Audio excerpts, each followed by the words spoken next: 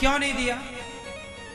जनक जी ने सारे राजाओं को बुलाया सीता स्वयंवर में, पर जनक जी ने अयोध्या में निमंत्रण नहीं भिजवाया। अब क्यों? इसके पीछे भी एक कथा है। क्या कथा है? इसके पीछे कथा है कि एक बार जनकपुर में जनक जी एक बगीचे में बैठे थे। एक साधु आए तो साधु ने कहा, जनक जी बड़ी भूख लगी है, कुछ खाने को दो। उस समय जनक जी नृत्य सुन रहे थे। वहां कोई नाच गाना चल रहा होगा, संगीत का प्रोग्राम रहा होगा। तो संत की आवाज जनक जी के कान तक नहीं आई।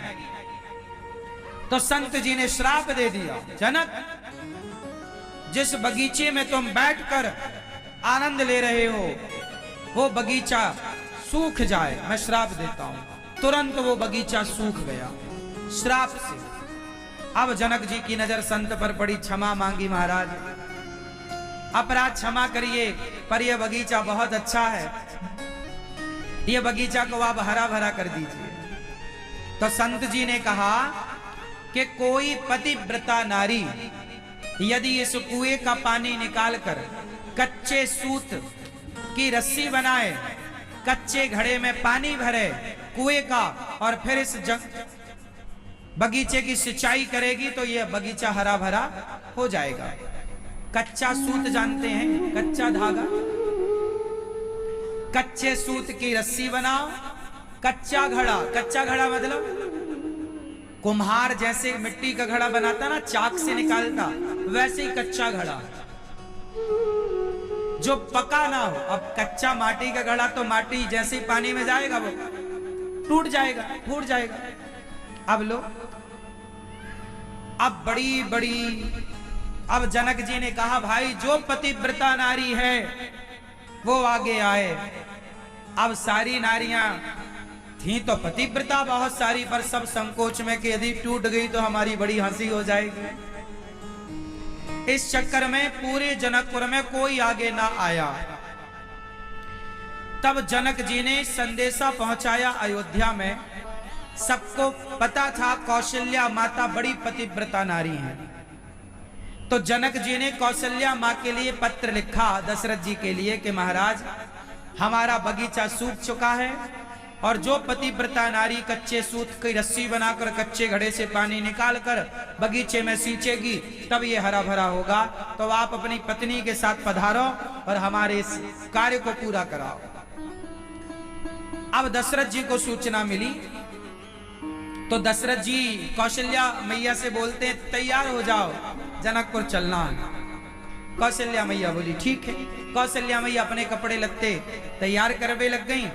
तब तक कौशल्या माँ के कमरे में जो झाड़ू पोंछा करने वाली दासी थी, उस दासी ने कहा, महारानी माँ आज आप कहाँ जा रही हैं? कौशल्या मैया बोली कि आज हम जनकपुर जाएंगे, वहां एक बगीचा में सूख गया है तो पानी वानी हमसे डलवाना चाहते हैं। बोले जो पतिव्रता हो तो आए। तो कौशल्या मैया के कमरे में झाड़ू लगाने वाली जो उनकी दासी थी, उसने कहा, माता इतना छोटा सा काम करने आप क्यों जाओगी, हमें भेज दो। कौशल्या मैया की दासी तैयार हो गई। दशरथ जी ने कहा, अच्छा आप जाओ तो जाओ। रथ तैयार किया, कुछ सेना की टुकड़ी दशरथ जी ने भेजी, और वो कौशल्या मैया की दासी रथ पर बैठ के चली और जनकपुर पहुंची।